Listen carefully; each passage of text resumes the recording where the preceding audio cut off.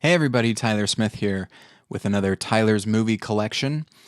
Today we're going to be talking about Sidney Pollack's The Firm, which came out in 1993.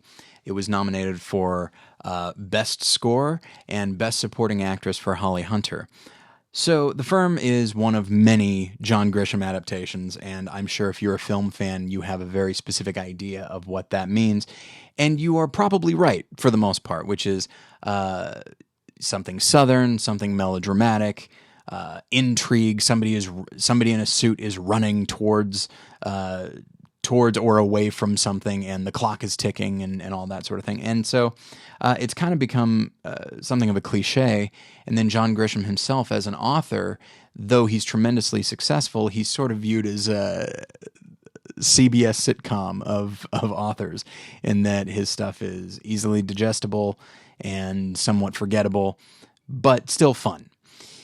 So, no offense to those of you who enjoy John Grisham or CBS sitcoms.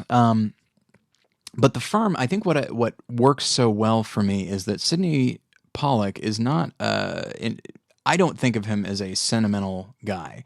I saw Out of Africa. I didn't really love it, but though it is a love story, I think he shoots it in a way that is very toned down. And then, of course, he made the wonderful Tootsie, which takes a ridiculous premise and makes it surprisingly feasible.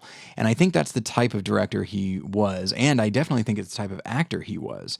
And so by toning things down and by focusing on certain thriller elements, I think Sidney Pollack manages to make this probably, and I've seen a good number of them, probably the best John Grisham adaptation out there. And he is also helped by a wonderful cast, which includes Tom Cruise, Gene Hackman. Side note, I'm a big Wilford Brimley fan. It's weird because people think of him as the Quaker Oats guy. They might think of him from The Thing, but he has an on-screen presence that I feel like very few other actors can capture, where he is just surprisingly naturalistic on screen. And so he plays a very menacing character in the film, and it's wonderful to see him. But it's the cast all around is just a really great ensemble cast, and it's shot in a way. And I actually, before I should mention, so as I said, it was nominated for Best Score, and the score is this very upbeat piano jazz type of thing with kind of a folksy quality as well.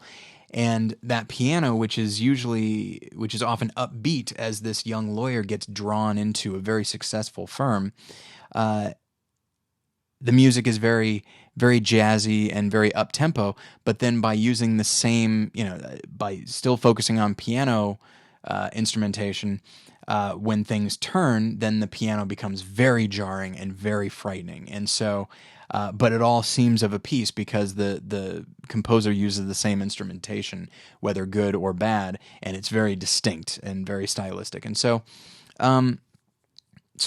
just in general, and I don't want to talk too much about it, I will say the film is kind of long, and so it is not necessarily a quick, hour 40 or something like that. It is not. I mentioned before that his John Grisham stuff, books or films, tend to be easily digestible. It is as far as the tone and as far as the content, but it is not a casual watch. Like, you should set aside a solid 2.5 hours to watch it. I don't think it's quite that long, but it's not far off.